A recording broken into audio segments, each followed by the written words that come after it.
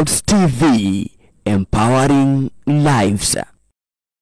Nataka to discuss a topic, a specific topic, targeted specifically, because nataka to deal na these witches once and for all. Sema once. Leo tunadili na wao. Kama wewe ni mchawi, leo ni leo. Leo unaisha. Leo tunaenda kubadilisha whatever they said about you. Whatever they programmed you. Kile kitu waliweka ndani yako, ndio tunaenda kureverse. Na tukireverse kutoka leo, utaona ile mlipuko itakuwa Kenya hii. Tena wachawi hawatatukamata tena. Wachawi hawataturoga. Wachawi hawatakamata destiny yako. Wachawi hawatakamata ndoa yako. Hawatakamata biashara yako. Hawatakamata familia yako. Because you are free. Mwambie mwenzako I'm free. In the mighty name of Jesus Christ. Now nataka to discuss what are the rituals ambazo zinafanyikaka December. Kwanza kabisa tusome kitabu cha Job. Ayubu chapter number 1 kutoka verse 1. Palikuwa na mtu mmoja nchini Usi aitwaye Yobu. Mtu huyo alikuwa mwema na mnyofu na mtu mcha Mungu na mwenye kuepukana na uovu. Haleluya.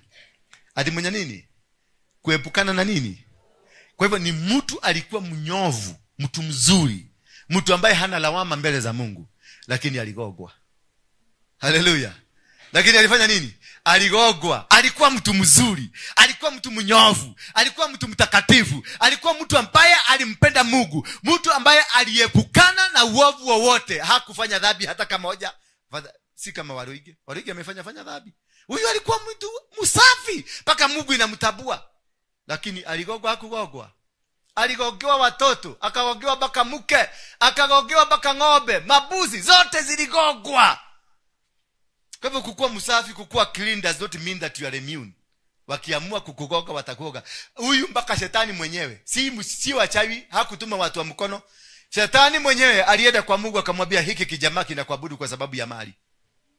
Kinakuabudu kwa sababu mkifanya tajiri. Tuachilie, tuhuenegere, tuhinye hanini. Bwana Yesu asifiwe sana.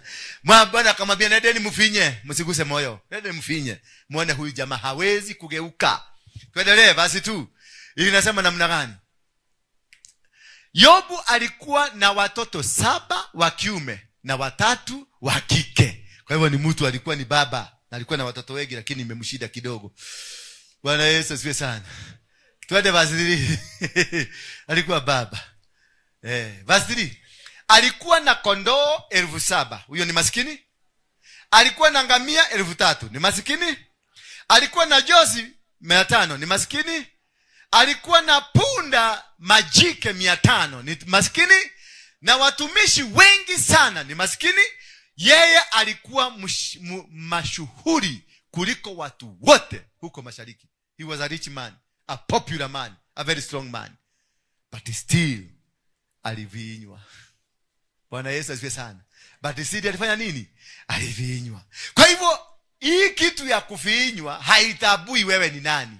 Haitabui kama wewe ni archbishop, wewe ni prophet, wewe ni nani. Ikikuamulia kukufinya, kama haukuelewa kutegua hii mitego yao, utafinywa. Haleluya. Mara kwa mara wanaye Yobu walifanya karamu nyumbani. Kwa kila mmoja wao kwa zamu waliwaalika dada zao kula na kunywa pamoja na wao. Yaani walikuwa nafanya kitu inaitwa pate. Walifanya pate after pate. Na ndio tunaelekea sasa. Kufanya December pate after pate. Na zimeanza sasa. Makodoo zimeanza kusikia uoga. Makuku saizi zimeanza kulialia ovyo ovyo. Hata kuna wengine wameanza kugojeka maana wanajua anytime judgment ya death iko karibu. Bwana Yesu asifiwe sana. Kila baada ya karamu Yobu aliwaita wanawe. Kila nini? Ya karamu. Kila baada, every time after they have finished party after party, aliwaita. Aliwachananga nao waende party after party. Wanazunguka, wanafanya party, wanaenda kwa John, wanafanya party, wanaenda kwa karaoke, wanafanya party, wanaenda kwa Mwagi party, wanaenda kwa Kalis party, wanaenda kwa nani, wanaenda kwa Muthede party, wanafanya party zote wanafanya na madada zao. Kisha wakimaliza anawaita. Aliwaita wanawe ili awatakaze. The king, underline that. Aliwaita ndio afanye nini? Awatakaze. Hiyo ndio kazi wa mababa kama hawa walikuwa wanafanyaga zamani. Baada ya any festivity walikuwa wanatuita, wanatutakaza, wanatubariki, wanatuambia sasa mubarikiwe, mwaka huu inakuja mubarikiwe. Lakini sasa wazee kama hawa waulize, nilewe ciana ciakue, ni siku gani uliita mtoto wako? Ni siku gani ulibarikiwa mtoto wako? Ni siku gani uliitania mtoto wako biguni umubariki, abarikiwe aenda? Huyu mzee alikuwa anawaita. Kumbuka huyu si mzee hivi hivi, ni mzee tajiri, si maskini, alikuwa mpaka na wafanyikazi, lakini alikuwa naita watoto kujeni. Walikuwa nawaita kwa nini? Ili awatakaze. Aliamuka asubuhi na mapema baada ya karamu, akatoa tambiko za kuteketezwa kwa ajili ya kila mmoja wao, kwani aliwaza huenda wanangu wametenda dhambi na kumtukana Mungu mioyoni mwao. Si ati walifanya ngono, si ati walipigana vita, si ati waliiba kitu ya mtu. Inawezekana hawa katika pate after pate walimtukana Mungu kimoyo moyo, si kiswa sauti, kimoyo moyo. Hofu yake ni hiyo, hakuwa na hofu nyingine, hofu yake ni hiyo. Kila baada ya karamu Yobu aliwaita wanawe ili awafanye nini? Kwa nini? Kwa sababu alikuwa na hofu, kwa sababu alijua watoto wake ni wazuri, alijua amewalea vizuri, alijua hawa watoto wake hawaki maneno machafu chafu kama aposto, alijua hawa watoto wake ni watoto wanao msimamo mzuri, maana amewalea vizuri, amewatunza vizuri, amewaweka vizuri. Bwana Yesu asifiwe sana. Lakini alikuwa na hofu. Wanaweza kosa hawakutukanana, wanaweza kuwa hawakuongea vibaya, wanaweza kuwa hawakufanya jambo lolote baya, lakini wanaweza kuwa walikasirisha Mungu ama walitukana Mungu kimoyo moyo. Huko ndani kimoyo moyo, venye unafikaga mahali, umefika kwa kakona fulani, unauliza kagayo agethireko. Yaani kwani kuna kuaga na Mungu? Napitia haya yote napitia, Mungu anakuaga kweli? Wachawi wanatafutaga a leak where they can be able to penetrate. The demonic process zinatafutaga ni kajia gani tunaweza kupenya. Maana wewe ni musafi, wewe ni clean, wewe ni mwokovu, ni mlokole, umeokoka hata kwa Yesu mwenyewe. Unakaaga biguni, unakuja asubuhi, kumaanisha hauna mambo, unaka uchafu. But could there be something that you thought kupitia kwa moyo wako, ukaona, ukauliza Mungu, kaigayo yageturaga ku? Huyu Mungu mwenye asikiagi, kwani Mungu anasikiaga akifanya nini? Hivi nimepitia hivi, venye nimeteseka hivi, venye nimekubana na hii, venye hii maneno yote imenifanyikia, hii maneno yote nimeenda kanisani, pastor apostle ametuambia tutoe sacrifice, tukatoa, fungu la 10 nimetoa, pesa zote nimetoa, karibu nitoe mimi, hata karibu nikate mguu nipatiane kanisani, nimetoa kila kitu, lakini nothing is happening. Hello. Hiyo sasa ndio kuongelesha Mungu vibaya. Tulia, huyu Mungu yupo. Huyu mtu anaitwa Ayubu alijua God is still there despite the challenges that you are going through, despite the difficulties, licha ya misukosuko katika maisha yako, despite the fight, maana wamekupiga. Kila baada ya karamu Yobu aliwaita wanawe ili awatakaze. Aliamuka asubuhi na mapema baada ya karamu, akatoa tambiko za kuteketezwa kwa ajili ya kila mmoja wao, kwani aliwaza huenda wanangu wametenda dhambi na kumtukana Mungu moyoni mwao. Alijua my children, they cannot be physical. Alijua watoto wangu hawawezi kuwa wanatukanana, hawana tabia baya, si kama watu wa sinagogi, ni watu wazuri, ni watu clean. Lakini kuna kitu kimoja alihofia, wanaweza kuwa hakuchinja, hakuinua madhabahu, hakuinua matabiko kwa sababu wamefanya, alifanya in suspicion.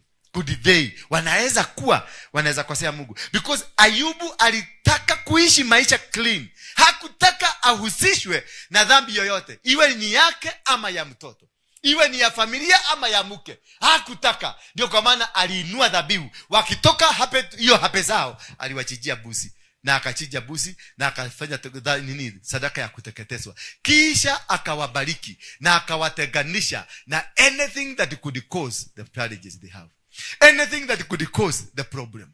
Akawatenganisha. Wanaweza kuwa waliongea, wanaweza kuwa walisema, wanaweza kuwa walisimama, wanaweza kuwa waliabiana vitu vibaya, wanaweza. Hakufanya on basis ya kujua, ni suspicion. Bwana Yesu asifiwe sana. Verse number 6 please.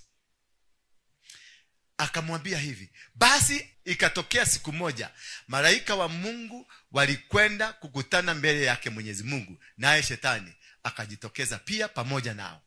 Malaika wa Mungu alikuwa ameenda kutembea, naye shetani akakuja. Mungu akamuuliza, umetoka wapi wewe? Akamwambia ni maraundi tu, nimetoka kupiga maraundi. Sasa na imagine sasa shetani akiongea na Mungu. Najua shetani ni wale watu wa kulika. Wale wanatembea hivi, akamwambia nimetia maraundi tu, nimeona gogo. Na alikuwa anaongea na accent ya Nyeri. Nimetia na gogo no raundi kidogo, nyumoko hula raundi kidogo.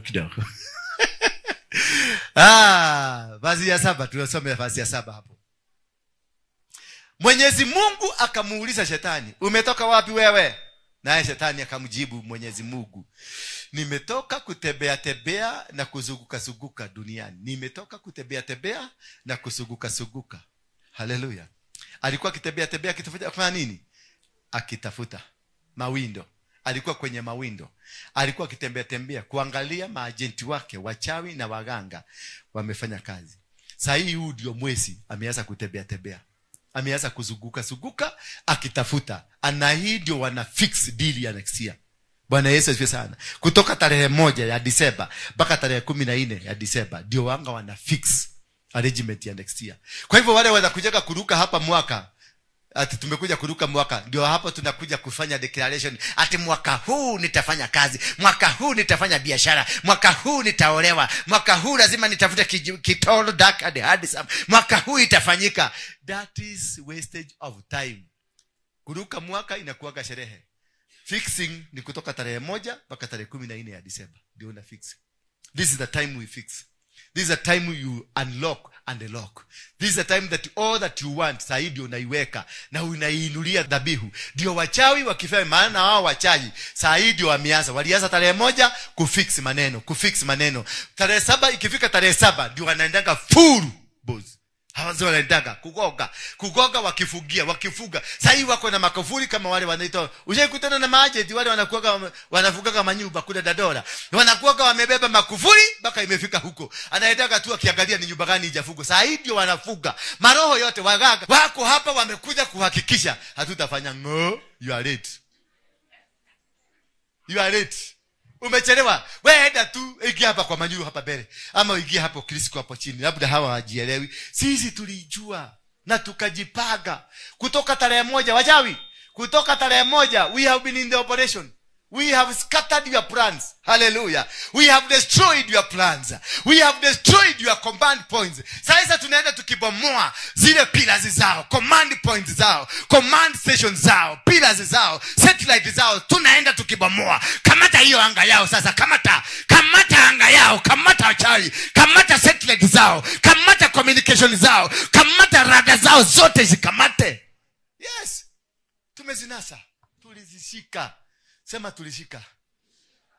If you feel, wacha sasa niwaambie siri ni nini? If you are able to feel strange happenings in your life, ujue wamekuadama. Kama kuna vitu vinafanyika katika maisha yako kwa wakati huu, kuna vitu vinafanyika, watoto wameletwa ni wagonjwa.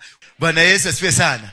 Maana ndio nasema if you find strange things kama hiyo, sasa hiyo ndio unakuta bwana yako mnaanza kukosana, ama unasikia unataka kutoroka, ama unasikia hutaki kutoroka, unasikia unaki nini, kuna vitu unasikia kwa biashara yako ni kama hutaki kwenda kazini, unasikia kuchoka, unasikia hutaki, na unaanza kuota doto baya. Ujue something has happened to your life. It is the time to rectify. Sasa hii kutoka tarehe 1 mpaka tarehe 7 mpaka tarehe 14 ndio time to rectify hiyo kila kitu. Hiyo kitu imekuwa ikikusubua. Hiyo kitu maono, hiyo doto baya umekuwa ukidream ukirudi Geshagi wamekurudisha. Kama umedream ukirudi huko Geshagi, umejiona kwa shule ya primary washakurudisha. Kama umedream ukiona bagi yako imepotea, pesa yako imeenda. Kama umedream umeenda umekuta mahali ulikuwa unaingia kwa ofisi, umejikuta kwa ofisi nyingine, ni makosha jana ile ya destiny. That is why you are in the wrong office. Bwana Yesu asifiwe sana. Sasa ndio hapo unajua, this is the month they are trying to fix these things, kuconnect na kuharibu na kushikanisha na kubomoa na kujenga na kuweka masetted mpya na kucontrol. And then this is the time unasikia kitu, unasikia kisugusugu, unasikia ni kama kuna kitu kinakunyonya hapa. Ushaisikia kuna kitu kinakunyonya hapa? Ama ukikaa hivi, ukiinama hivi, unasikia ni kama macho yako inatoka. Unasikia kama kila kitu wamekuconnect na straw, wanakunyonya. Wananyonya akili zako zote, wananyonya kila kitu. Sasa ndio wakuconnect na satellite yao. So you will not be operating with your mind, utakuwa ukioperate na mind yao. Bwana Yesu asifiwe sana. Ndio unakuta ulikuwa unafanya biashara vizuri, ulikuwa unafanya kila kitu mzuri. What happened with my business? Unafanya hesabu unasahau. Mnapaka na mtu kitu unasahau. Mnapaka mlikuwa mkutane mahali umesahau. Unafanya kila kitu unasahau because they already exchanged. Your brain walitoa wakaweka makogo. Bwana Yesu asifiwe sana. Wachawi wanajua kuuba, wanauba. Kama ni makogo, wanaleta makogo pamoja hivi, zile digi za makogo wanaziuba, si hata brain inakaa kama makogo. Sasa hiyo wanatoa brain yako, wanakuweka makogo ndani. Sasa utakuwa ukikaa hivi unajiuliza gwendaka kukuga atia, itadirikania kukwera atia. Ushaifika hiyo situation? Mlikuwa mnapiga story alafu umesahau gwendaka kuga atia because ni makogo iko kwa kichwa yako. Brain yako inatumika na mtu mwingine. Bwana Yesu asifiwe sana. Unaenda unapata wewe uko na akili mingi. Akili yako ni mingi mpaka watu wanakuadmire of what you do. But ukifika kazini, ukitoka nyumbani akili na mawazo ni mingi, plani ni mingi, kila kitu ni mingi. Ukifika kazini unasahau kila kitu. Unajikuta haukumbuki anything. Haukumbuki mpaka ile mipango ulikuwa umepaga mizuri, vitu ulikuwa umepaga mzuri, kila kitu idea mzuri venye utaenda kuomoka mpaka unasema ninaomoka leo. Ukifika mahali unaenda ku-execute the plan, nothing works. Ina evaporate. Ushapaka unajenga ploti na umekusanya tu pesa tu wote unajenga ploti. Uko na milioni yako 2 ya kujenga ploti. Siku ya kutaka kuanza kujenga ploti, unaanza una idea ya cryptocurrency inakuja. Unasema wacha niwekelee hii milioni 1 ndio nitafute mpaka ya kumaliza nyumba. Kwenda kabisa, kumbe saa hiyo ndio zilikuwa zinatobokelea. Unatobokelea vitu zako zote. Sasa ikitobokelea hiyo milioni 1 unasema leo ule nikejabe jikie shige wera ine. Nikaenda shike likabe. Kulikaba kuweka kwa kazi unasikia zimeenda. Ukilikaba hii imeenda, ukiweka hii imeenda. Kakazi kanaenda na tupesa tu wote tunaenda. Pesa wakati itabikisha kwa kaudi 1,100. Ideas zinarudi za kujenga. Zinakuja tamu. Mpaka unaona ukifanya interior unakufanya kama zile nyumba za Mexico. Mpaka karibu uite ile Kumbukumbu Bagia. Wakuja waaktie huko. Ile nyumba utatengeneza. Kumbukumbu Bagia watakuja kuchezea huko. Only after umebakisha 100,000 out of the 10 million you were given. That is when the ideas come. Hapo ndio unakutaka idea za kununua shares za Safaricom. Hapo ndio ideas zinakuja, ideas za kununua electricity inaitwa KPLC. Sasa unasikia mashares ndio zimeanza kuuzwa. Na sasa hiyo ndio unaona hii kili 100 sasa nitakawanya. Unasikia share moja tu ni hiyo 100,000, unakufa moyo. Unasema Kenya bedeheresha na tukuru fees. Hiyo tu pesa tu wote tunaenda. Kwa sababu the witches walisema hautajenga. Na wewe haukuelewa. Walisema hautajenga nyumba. Lakini idea ya kujenga na idea ya kutafuta, walitafuta. They came to realize wakati umepata pesa, sasa ndio walikuja. Wakaweka mpaka, wakaweka a thin veil ya kuzuia usifanye hiyo kitu. That is why most of you hamuna nyumba, hamuna wake, hamuna wazee, hamuna nini, yani you are just there because you've been imagining. So kuna watu hapa unafikiria ati ni fan. Sitaki kuona, sikia I'm not ready. Oh, nekoragwo warogirwo. Nego morali ni wangu. Ani ndio sharia moto. Ulikorogwa na wafugwa wote hawana mabwana. Wapate mabwana sasa. Wote hawana wake, wapate wake wao sasa. If your mind feel clouded than usual, if you find your mind is clouded than usual, ujue kuna kitu imefanyika kwako. Wamekuroga.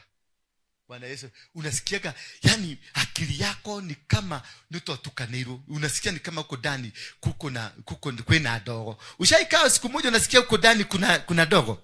Huko ndani kwa kichwa iko na dogo, haujielewi. Unaona uende, unaona urudi, unaona ufanye, unaona usifanye, unaona ukae. Yani you are totally confused. Baka unatoka saa 2 kwa nyumba, ulianza kujitayarisha saa 1, unajikuta saa 6 kwa nyumba.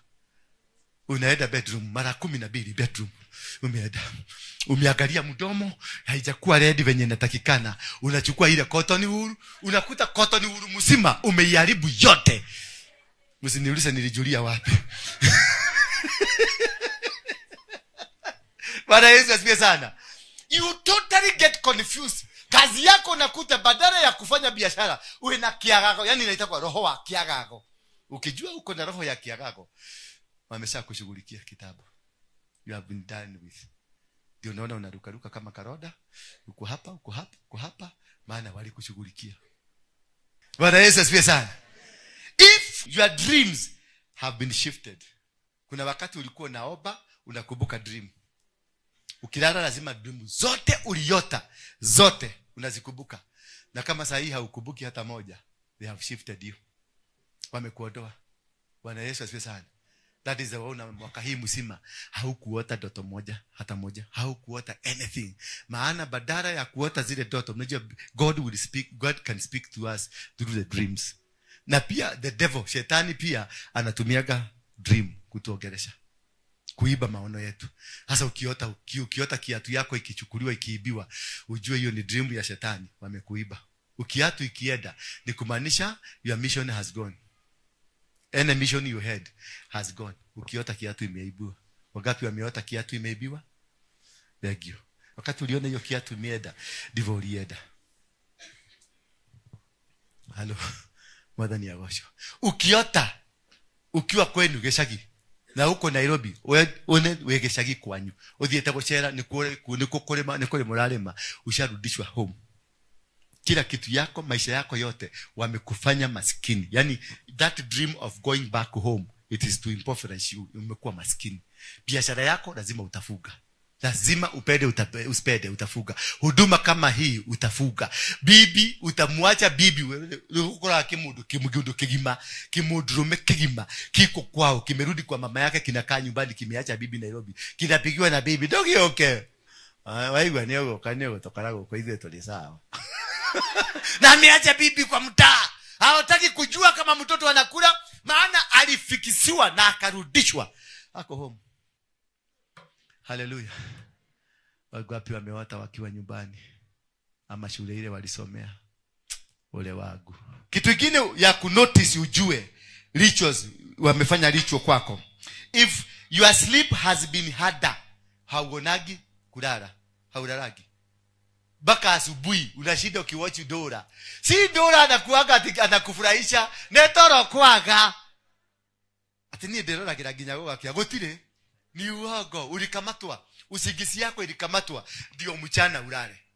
Wanakukamata usilale usiku, mchana unalala. Bwana Yesu asifiwe sana. Kwa maana walikukamata usiku, ndio usiote ndoto aina yoyote ile. Bwana Yesu asifiwe sana. Na ndio usione vision aina yoyote ile. Na ndio usipate mawasiliano. Na mchana wanakukipu busy mahali kama hapa kuna makelele, na huko hapa hauwezi kuota, hauwezi kuona. Kwa hivyo communication yako na Mungu inakatika. Communication yako na malaika inakatika. Communication yako na Roho Mtakatifu inakatika. They are capable. Wanakupindua, wana reverse. Unaona usiku ndio haulali, mchana ndio unalala. And this has been happening to most of you. Unasema nie ndio nagatoro, nie jua nitakwenda nagatoro how ikitai kominemo cha roshine. Uwe moroge, umerogwa. Toro ni saa 3, lala saa 3. Lala saa 4. Ndio ulale masaa mzuri 8 mzuri, ulale vizuri, ngorote. Na kungorota si baya, wale watu wapendagi wale watu wanangorotaga. Kungorota ni mzuri. Ndio una watu wote wanajua umelala. Bwana Yesu asifiwe sana. Haleluya. Hii ndio sababu Ayubu alikuwa anafanya, anatakaza watoto wake wasiweze kuwa walifungua kamulago ya shetani kuwaiba. So after party after party, alisema aliwaita wote ndio afuge kamulago kokote ambao kanaweza kutumika. Either walitukana Mungu, either waliongelea Mungu vibaya, either alihisi Mungu vibaya, either aliongea kitu, anafuka hito tumulago. And that is the only way to seal. Na from today we are sealing. Sema tunaenda kufuga milango yote. Ile shetani ile wanaweza kutumika kuja kutuigia, tunafuga leo. Kila mulago lazima ifugwe. Kila agenda lazima ifugwe. Kila plan they have against you lazima tufuge. Bwana Yesu asifiwe sana. Lazima. Praise be the name of God. Hallelujah. So that is how you are able to understand. And to understand the situations. How do this situation happen to you? Kazi yako haifanyi kabisa, imefugika. Ilifugika kwa sababu kuna kamurago ulifugua. Hako kamurago ndio kamepenya na makihakikisha mpaka umefuga duka. Hako kamurago kalipenya kakahakikisha hiyo biashara ulikuwa umeanzisha. Kalianza tu na kakitu kadogo kamekugoga mpaka uishe. Before you start this business you want to start, get to know maisha yako yote. Get to know the people around you. The people around you can cause you. Mtu anaweza kukuja, huyu msee tu amekusalimia, nisalimie tu. Anaweza kusikube ni msee ni mchawi. Na alikuwa anataka tu kunigusa hata mkono. Transmit. How do you know? Utajuaje amekurushia? Akikusalimia unaanza kusikia dizzy. Na unaanza kusikia confusion kidogo. Unaanza kusikia ni kama haujielewi na unasikia umeanza kuchoka. Hapo ndio unaanza kusikia umechoka na unaanza kusikia kulalala. Bwana Yesu asifiwe sana. Ukikuwa na mtu ina meeting, mumeenda mahali kukunywa kachai, mumeenda mahali kutembea, mmetembelea mtu na ni mchawi. Saini ya kwanza kujua huyo mtu ni mchawi, unasikiaga uchofu. Mkikutana na yeye unasikia uchofu. Na unasikia your heart is not at peace. Unasikia kuna kitu inakusubua tu, unasikia anxious. You know the person you are with is a witch. Na ameanza kukuroka, ameanza kucommunicate, because immediately you get into a witch they start communicating. Rada zote zinafunguliwa, wanaanza kutafuta loopholes, wanaanza kutafuta tujia tu kuingia. They wanatafutaka kitu inaitwa leakage. Wakipata tu leakage ya kupenya, basi kuna ndio kuzuia hiyo kitu yote, zuia hiyo leakage. And how do you stop that? I will explain to you today. Today lazima prayers become a little bit difficult when they are doing these rituals. Ukiangalia mwezi huu, hii wiki kwenda hivi, Wakristo wengi hawaendagi kanisa. Mnawaona? Si umeona kanisa imepuguka? Wakristo wengi hawaendagi kanisa because saidi wanapada wakienda reserve. Saidi wanaendaga kufanya biashara, wanafanya vitu mingi. Hawakuagi busy because their prayer life imekuwa cut, wamekuwa connected into other systems that they will create the leakage. Shetani apata kwa kuingilia ndio wachawi waweze kukuroka, waweze kukufuga, waweze kukufanyia ile maneno wanakufanyia. Na kutoka hapo it means that the ritual have already started. When you see uko na unarogaroga, uhiona wena mihangota ya gaturu, you are here, you are there, you are not doing nothing. Ukienda hapo nothing, ukiruka hapo unaenda hapa, unaenda hapa, hakuna kitu hata moja unaakobolishi, unaruka kama kaswara. Already the ritual has started on you. Something is happening. Wameanza kafara zao na zimekukamata, because they are able to control you, to make you that you are not moving anywhere. Umefungua kanisa lakini you are not settled, haupumuziki, uko hapa unaruka hapa. Wewe umefungua huduma hiyo, hautosheleki, haukai chini, hautaki kukaa chini uanze. Maana kuanza huduma si kitu rahisi. December is the month whose spiritual realms become extremely active. Hallelujah. This month, every spiritual realm is extremely active. Ya Freemason iko active, ya Illuminati iko active, ya devil worshippers iko active, ya waganga iko active, ya warogi iko active, ya masharati iko active. Every spiritual realm that operates is very active. Na Yesu iko active. So it depends who is communicating to you, at what point and how. That is what will make you become successful. Ili itakufanya uruke, uingie kwenye mwaka mwingine na ufaulu. Ama upotee, uingie kwa shimo, upotee kabisa. Mwaka mzima utakuwa ukiambia watu nitamakadie nikekede yaga. Ni kumarira daji nitamaka. Mwaka yothe tamaka, mwaka yothe dunadiega. Tikorwara, tiwera, tishiana, timothuri, kagwathiri atia, walikucheza, walikubomoa. Ndio kwa maana unaida geshade, uinago geshade. Madhani ya gosho. Mabia mwesako leo tunarekebisha. Leo wachawi na Illuminati matire na kahodoka hawana nafasi. This is a month when the veil between the natural and the spiritual is at its thinnest. The veil between the natural and the spiritual, it is the thinnest. Hii mwezi inakuanga thinnest. The veil that protects you. The veil that connects you with the spiritual realms. The veil that connects you. Hiyo veil iko thinness. Saidio iko juu. Frequencies za wachawi ziko juu. Frequencies za Mungu ziko juu. Frequencies za aina yoyote ziko juu. Zinahitaji tu who is to connect where and how. It is about who is to connect where and how. In business, who is to connect where and how. In the family, who is to connect where and how. In the marriages, who is to connect where and how. This is the month. This is the time. You have to connect. Ujirudishe kwenye system za Mungu. Ukijirudisha tu kwenye system za Mungu, maneno yako itakuwa vizuri. It is the month that the demons demand reports. This mwezi ndio demons wanatafuta report. Lazima wachawi wote warudishe report. Umekamata nani? By tarehe 14 wachawi wote watarudisha report kusema tumekamata kanisa fulani, tumekamata kanisa fulani, tumekamata biashara fulani, tumekamata pastor fulani, tumekamata bibi fulani, tumekamata. Lazima this is a month they return their reports. Kwa hivyo report, they have to be active, extremely active, warudisha report mzuri. Maana pia kule kuna rewards wanapatiwa. After doing a good job, watakutuma uende wapi? South Africa, ukadili na watu South Africa. Hapo ndio unakuta wana prepare mpaka visa. Unaenda embassy ya America na unapatiwa visa. Kwa sababu wamechanganya mpaka ule mtu wa visa. Kale kama mama kananyimanaga, kale kanatoaka karatasi ya pigi mara moja. Hata akaangalia nini zako mpaka unajaribu kumuonyesha niko na bag statement na mnono. Anakupatia karatasi ya pigi, anakuambia I'm sorry na anaenda. Kule hawasemagi sorry, wakimuona wanaanza kulegea. Maana hata yeye ameweka confusion. Anaona hii ni miaka 5 ya visa, mpatie miaka 5. Maana they have communicated there. Immediately because umepata mamlaka, unatumwa South Africa, unatumwa America, unatumwa, wanaenda kufanya kazi kwingine baada ya accomplishment of the mission. Bwana Yesu asifiwe sana. These people will follow you wherever you go. They know you have a great destiny. They will follow you to the villages. They will follow you to towns. They will follow you to countries. They will follow you to America. Wherever you go, you can't run away from them. They will still follow you. Wana watakukamata. Na mahali watakukamatia hapo ndio watakufinyia. Mahali watakukamatia hapo ndio wakikamata mzee wako, wanakamata na wanafinya mzee. Bako nakutaka mzee akisema tu mimi sielewagi maneno venye naedaga. Kumbe walikamata mzee na wakamfinya. This is the month which the reports witches increase in gathering and altars crave for sacrifices. This is the time they get themselves into gatherings and then they give sacrifices. Watakuja kwa hii kanisa, unaona anakuja kwa hii madhabahu, atatumia hii madhabahu. Wachawi hawatumiagi madhabahu ya kwingine ya bali, anakujaga kwa hiyo madhabahu mnatumiaga. Si wanajua madhabahu inakuwa activated na sacrifice. Ene madhabahu inakuwa activated na sacrifice. Watakuja kwa the same madhabahu hii na watatoa sacrifice yao towards their cause, na hii madhabahu itakubaliana na wao. Itakubaliana na wao. Bwana, kwa sababu hii ni madhabahu. Na madhabahu, the principle ya madhabahu is whoever gives highest.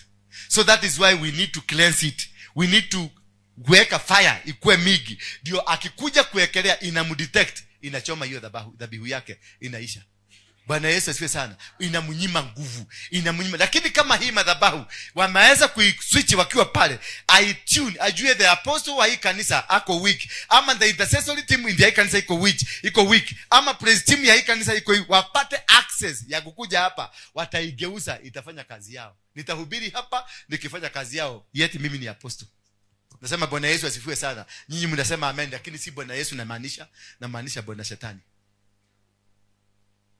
Watatumia mdomo yangu, watatumia spirit yangu kubadilisha, kunitumia mimi kuspread the marine spirits, kuspread the witchcraft, to spread everything. By the time you finish, unakuta kanisa mzima yote umebadilisha, watu wote ni wachawi. Sasa ukiona venye wana behave character wise, venye unaona mara behave uko na toto neto saitani to deli. Bwana Yesu asifiwe sana. That they will only use gifts. Wanatumia gifts. Anything that has been brought to you as a gift, iobee kwanza. Iweke kwenye madhabahu. Ilete hapa tuiobee. Kama hatuwezi, itolee dhabihu. Kama uko bali, itolee dhabihu.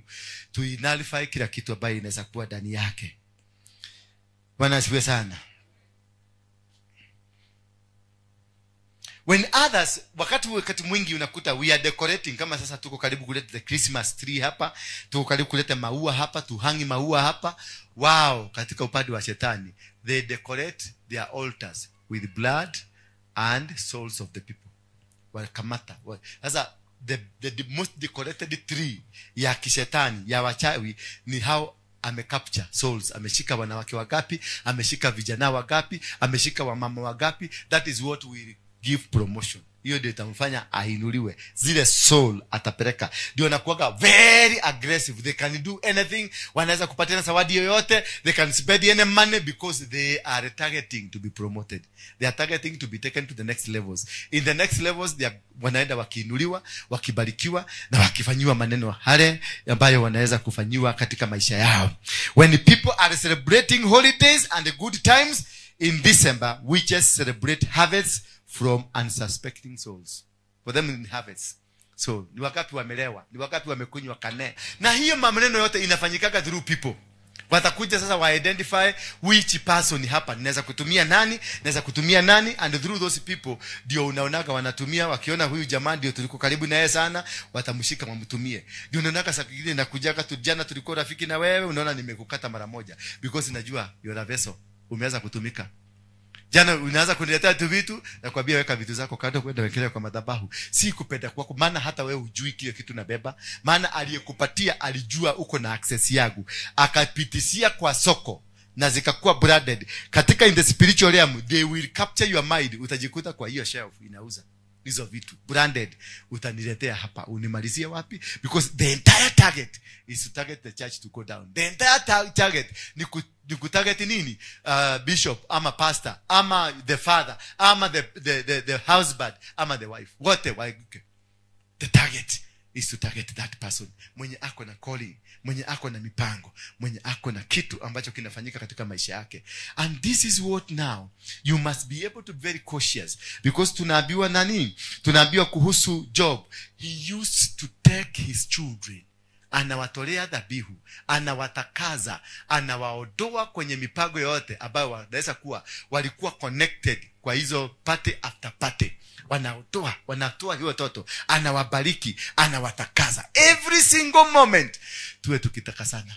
Na ndio sababu mingi tunakusikiaga tuko na Holy Communion. Holy Communion inatumikaga katika kudisconnect, kukuondoa from the plan of God. Witches gather to open altars and open gates during this time. They open altars and gates. Kutoka leo siku ya 7 ndio milango na altars. Siku ya kwanza mpaka siku ya 7 walikuwa wanafanya preparations. Siku ya 7 mpaka ya 14 ndio wanainua madhabahu na kufungua milango. Gates ndio zinafunguliwa, ndio waweze kustrike. Sasa wakifungua hizo gate na wamekuinulia madhabahu, mwaka mzima ujayo, kama kulikuwa na deal ulikuwa nayo, imeanguka. Kama kuna biashara ulikuwa nao, imeanguka. Kama si unakumbuka, hebu jiulize, watoto wengi wanasaliwa kwa mwezi wa 8 na wa 9. Si ndio? Most of you here mmezaliwa birthday yenu ni ya mwezi wa 8. Si ndio? Ni kwa nini mwezi wa 9 na wa 8? Because the crime was committed December. The crime was committed. Mkiwa happy after happy. Now what happens katika tarehe 7? Today I'm revealing the top hidden secrets. Leo ni kubomoa na kutoa ufalme wote ije wa shetani. Hata survive tena. Hallelujah. On the 7th, what they normally do is the awakening. Ufufuo, awakening. Tarehe 7 leo, this day, ile kitu wanafanya ni kufufua, awaken the altars. Awaken, kuokeria, kuarahura maroho magomi, kuarahura maroho mihianano, magogona omothe. Saidio wana leo siku hii kutoka saa 6 usiku mpaka saa 6 usiku. Ile kazi sasa wamekuwa kifanya ni kufufua hizo maroho zote, the arsenals. Zile wanajua roho ya poverty, roho ya umaraya, roho ya nini na madhabahu yake. Kila roho inakuanga na madhabahu yake. Sasa wanafufua roho na wanafufua nini? Madhabahu. When they decided it is you they are capturing, watakukamata. Hata upende utafanya nani? Yesu alimkamata mpaka wakati alihitaji Juda kumuokoa. Mnajua kwa hivyo ni Juda aliokoa Yesu. Hata kama ni Juda aliuza Yesu, ndiye alimuokoa kwa hii roho ya kwao. Maana mama alimwambia nataka kukufanya nini? Massage. Na alikuwa anamfanya na nini? Na mafuta na nini? Na nywele. Kule hawavaagi trosa. Wanafaaga nguo mrefu hii ya Islamu. Wanafaaga. Mama alianza kufanya nywele massage nini? Na nywele akipada. Akifanya nini? Akipada. Alikuwa anaenda wapi? Ilibidi mpaka Juda akamwambia, mafuta mananotwedie. Hii mafuta inaweza uzwa pesa mingi. Ndio a distract. Haitabui wewe ni nini? Haitabui wewe ni power gani? Haitabui hata kidogo. Hallelujah. That is the power of their bloodline. Na hiyo ndio wanatafutaga wachawi, wagaga wanatafutaga your bloodline. They will attack you through the bloodline. Number 2, they will attack you from the village you came from. Bwana Yesu asifiwe sana. The village ile umetoka, ile kijiji ya kwenu umetoka. Kama umetoka Kiaridhaine, huko ndio watakushughulikia kutoka huko. Wata-understand, watafanya feasibility study, wajue huko ni mashetani gani na upalitagi kwa hiyo kijiji yenu. Ni type gani ya wachawi, ni type gani ya wagaga, ni type gani. Alafu tena wanakitoka hapo wanaingia kwa clan yenu. What type of a clan are you coming from? Bwana Yesu asifiwe sana. Then once they understand the clan and also they have understood the village and your bloodline, kustrike is very easy. They will hit you. Hata utakaa hivi unashindwa ni nini ilikukanyaga. Alafu sasa wanakuja, ulihamia Nairobi wapi? Kayole. Sasa wanaenda mpaka Kayole, wanajua na identify Kayole ni mizimu gani na operate Kayole, ni mashetani gani na operate Kayole. So watakulink na their systems in the Kayole. After that, once they link you the systems za Kayole, they will go further deeper. Ile nyumba umekoboa. Hiyo nyumba umekoboa ilijengwa na nani? Na alitumia dhabihu gani kujenga hiyo nyumba? Kuna wengine wamepatiana mama yao wamejenga nyumba. Kuna wengine wamepatiana watoto wao ndio wapate kujenga nyumba. Sasa umeenda to their altar kwenye madhabahu yao. They will deal you from there. They just want to connect you what can be easily connected to you. Bwana Yesu asifiwe sana. What can easily be connected to you.